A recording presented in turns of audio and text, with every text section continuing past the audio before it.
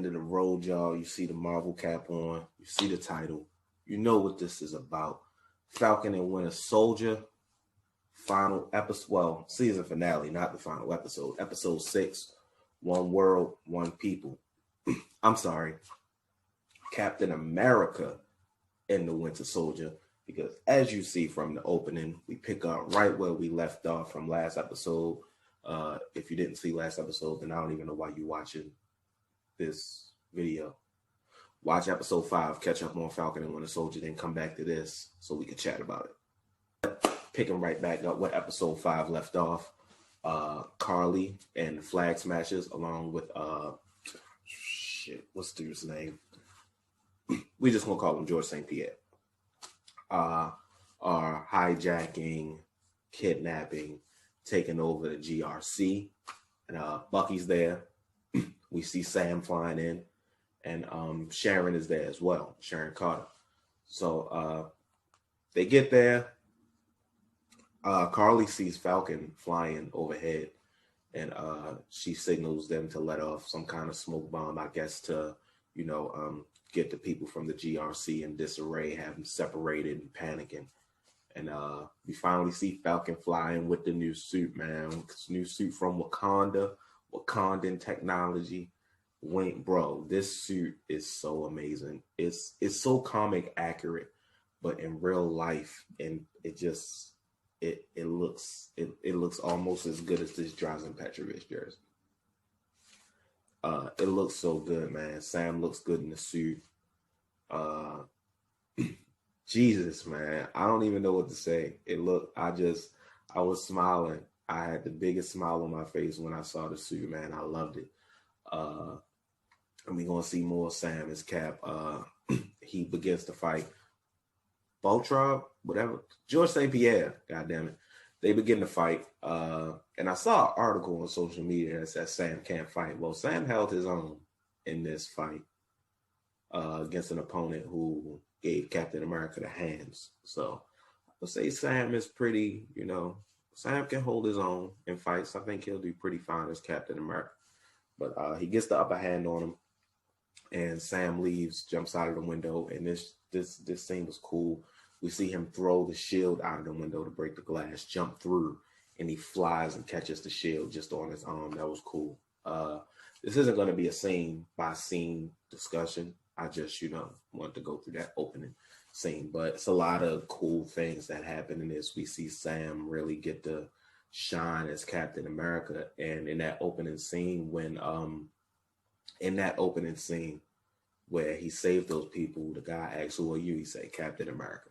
So I was kind of skeptical. I thought he would still go by the Falcon and just carry the shield and, stars and stripes. But he is full-on Captain America. The mantle has been passed up there. Literally. The mantle has been passed, and we have a new Captain America in the MCU, Sam Wilson. I'm excited to see where this goes, but on to the rest of the episode. So as the Flag Smashers are retreating with the GRC, they're putting them in vans. Bucky and Sharon are assigned to stop them from, taking the GRC away hostage. And Carly signals one of the Flag Smashers, they got sleeper agents all over, to hand Bucky the phone. They talk on the phone for a bit. It seems like Bucky's getting through to her a bit, but she's just doing it to distract him.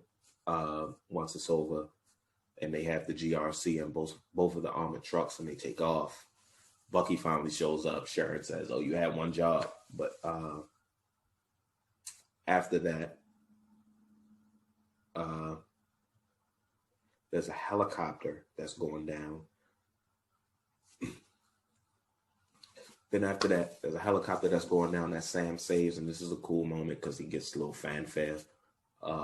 He saved the people from the helicopter, lands on the bridge, and you can tell that the wing, I don't know if the suit is, I think the suit is, but I know the wings are made of vibranium because he uses the wings and the shield to cover itself from like gunshots in this episode and the debris that landed on the bridge when he was saving the people. And the civilians cheer him, and he takes off.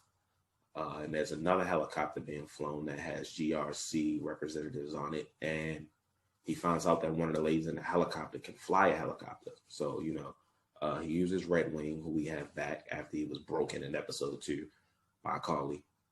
We have Red Wing back, and I guess he's using, technology and stuff in Red Wing to communicate with this woman through her phone.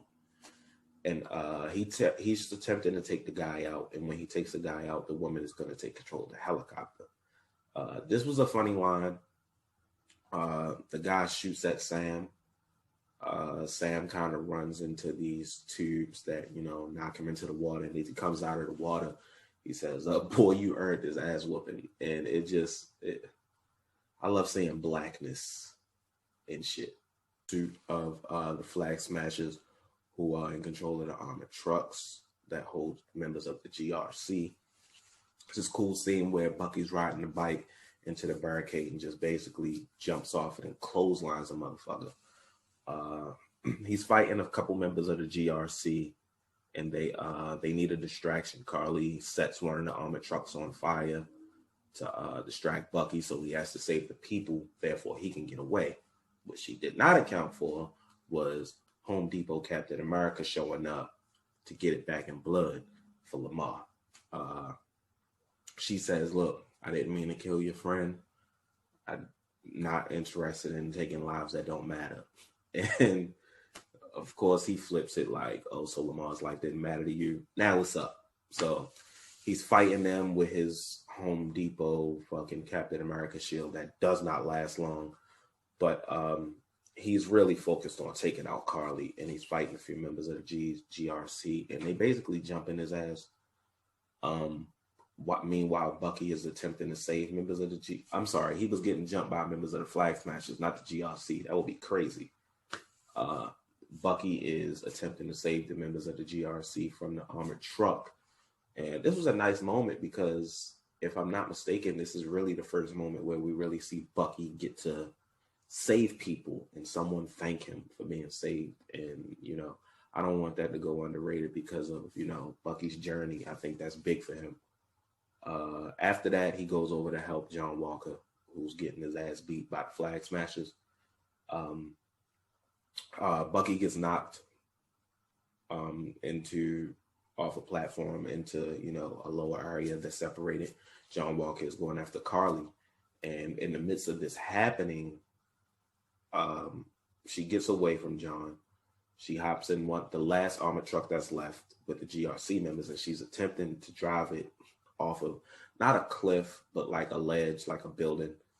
And she leaves theirs hanging, and below is Bucky and the Flag Smasher he's fighting. So not only can the GRC members die from this truck falling, but it could possibly land on Bucky. And John Walker sees this, and he sees Carly, and he has a choice to make. Do you get revenge selfishly by going after Carly, or do you do the moral thing, which you're supposed to do? Let her go and save these people. Next thing you know, we see his Home Depot shield fall to the ground, and he's pulling the truck. He's attempting to pull the truck. He made the right decision. He's saving the people, and the Flag Smashers attack him, so he doesn't get to save them. But as it's falling, we see the real Captain America, my Cap, save the armored truck. No, he's not a super soldier. Sam is not a super soldier, but he uses the thrusters from his wings, and he has 2 red wings. He uses the thrusters from those to, push the truck back up. And we see John Walker, Bucky, and Sam meet up at the bottom. Carly says to Sam something like, of all people, you buy into this BS. And he says, I'm trying something new. You should too. So then we see Beltrup dispense smoke bombs so Carly and crew can get away. And this is where, things start to not pick up, but climax kind of. Seemed like it climaxed kind of early. They're all separated. Bucky and John go one way, Sam goes another. Carly hears someone whispering for her, and it turns out to be Sharon, who pulls a gun on Carly. Carly pulls a gun on her, and through their conversation, we have confirmation. Bars. Through that conversation, we have confirmation that Sharon Carter, Agent 13, is indeed the power broker. And I do not like this. I don't like this at all. I mean, kind of saw it coming from her actions in last episode, but I don't like it. Maybe I would have liked it more if this was a 7 or 8 episode season, where we had an episode to basically show how she got to that point. Like with Monica and WandaVision, we had an episode dedicated just to Monica, showing how she woke up after, what happened to her after the blip. How did she even get into Wanda's hex in the first place? And then it's all caught up, we see everything around it. I would have liked to see, maybe you couldn't have done that, because then it would have, we wouldn't have been able to have this scene. But I was hoping there was a way they could have done it to where we saw how Sharon went from government agent, doing the right thing, always doing the right thing, to now being the power broker and just being completely corrupt. I mean, I guess we can assume it's because the government basically turned their back on her and cast her away, and she was basically on the run for 7 years. Yeah, but I would really like to learn more about that. And we probably will, because this is going to get a second season. This isn't like WandaVision, where WandaVision really was like a one-off thing.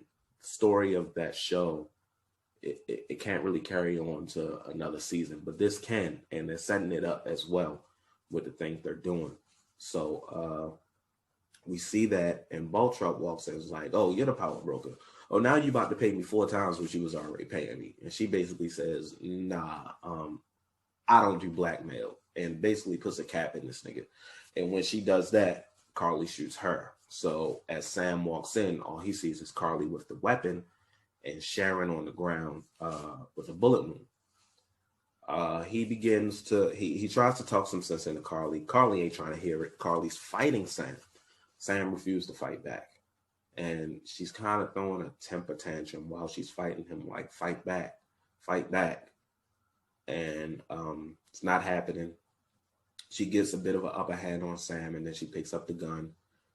Sam's not really moving or doing anything, but she has the gun pointed at him. And as we can see, she was about to pull the trigger and shoot your boy until Sharon puts the cap in her ass.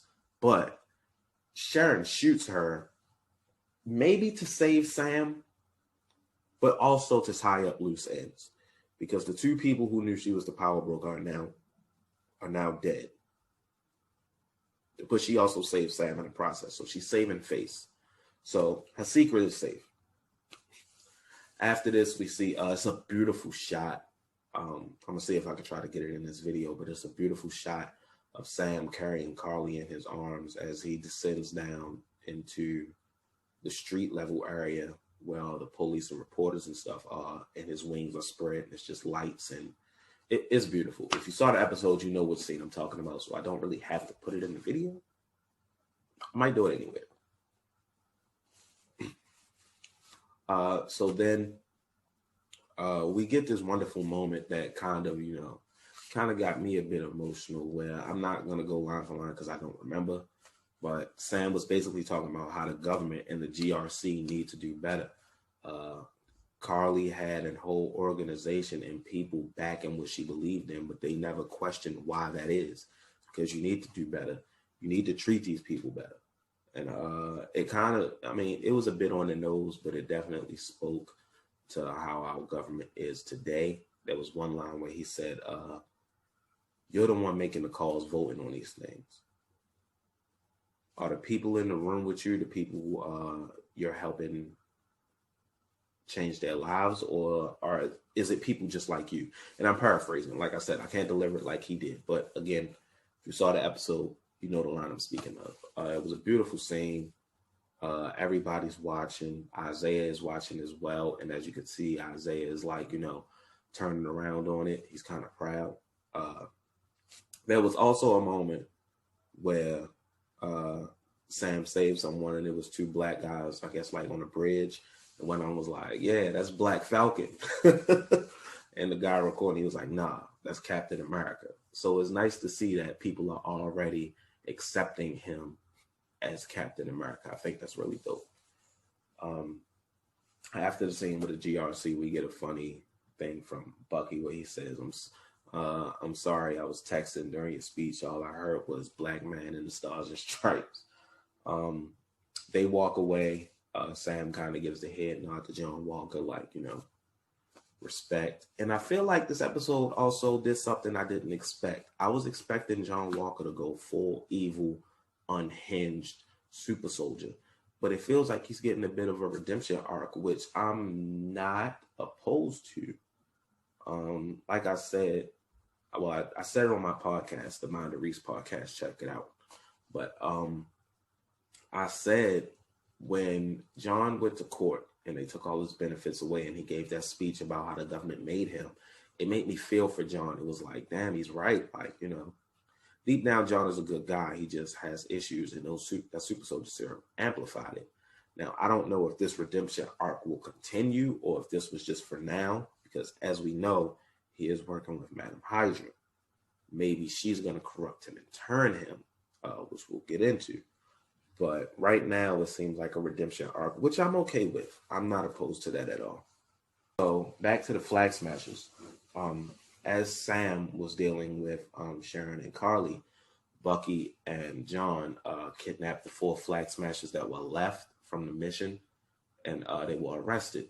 Now, we see them being put into vans by the police.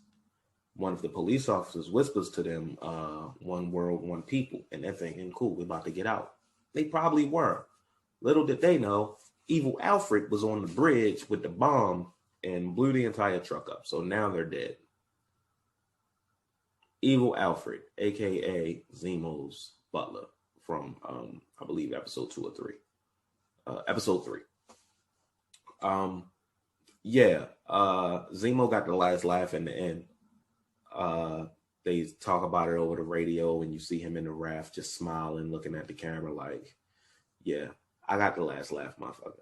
So the super soldiers are done for the most part, as far as I know, unless the power broker has a way to make more super soldier serum, which might be a possibility. But speaking of the last laugh, Val, aka Madam Hydra, speaks about Zemo getting the last laugh due to the super soldiers dying while she's waiting for John Walker to try on his new suit. And we get the U.S. agent suit from the comics. Again, very comic accurate. Black with the red and white. We get the line where she says, things are about to change around here. We won't need a Captain America. We'll need a U.S. agent. And I'm just like, okay. It didn't hit as hard as the Scarlet Witch line from WandaVision, but it was cool to hear them actually give him the name instead of referring to him as John Walker. And he's excited to be back. It means a lot to him, obviously. Little does he know he's definitely being manipulated, but I'm pretty sure that's something we'll deal with down the line in either movies or Falcon and Winter Soldier, Captain America and Winter Soldier season 2. So we see Sam visit Isaiah. He visits Isaiah in the backyard talking, and Isaiah's talking about, how he saw what he did. And they're kind of agreeing, but, Isaiah's still being an asshole, which, typical old black dude, which is cool to see. Sam says, dude, do you ever lighten up?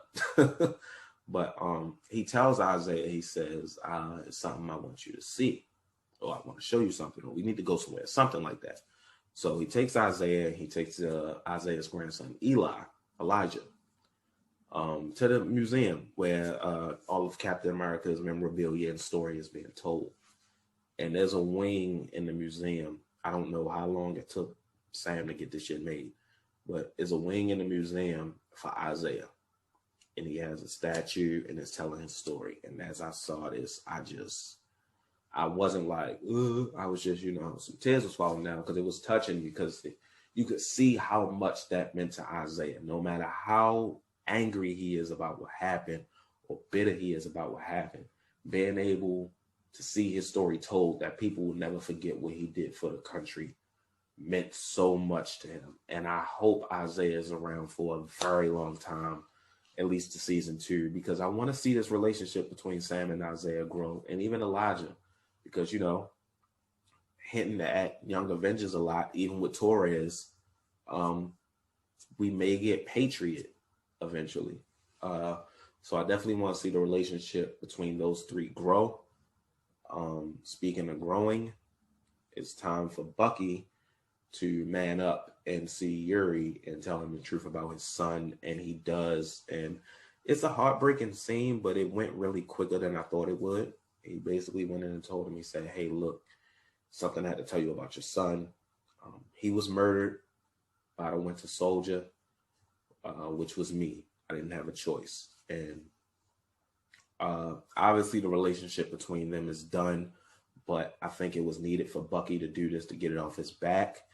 And afterwards, he sent the book with all the names in it to his doctor, telling her thanks for all the help. And after that, we literally see Sam invite Bucky to the cookout. Sam invites Bucky to the cookout. They're all having fun. They're eating food.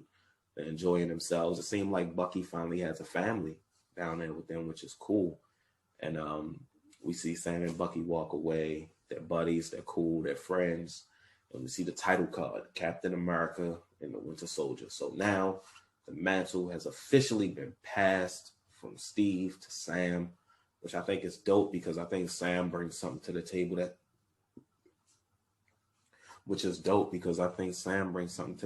Steve didn't, you know, in terms of fighting, in terms of talking. That speech that Sam gave to the GRC, I don't think Steve would have been able to deliver. I don't think anybody would have been able to deliver it the way that Sam did.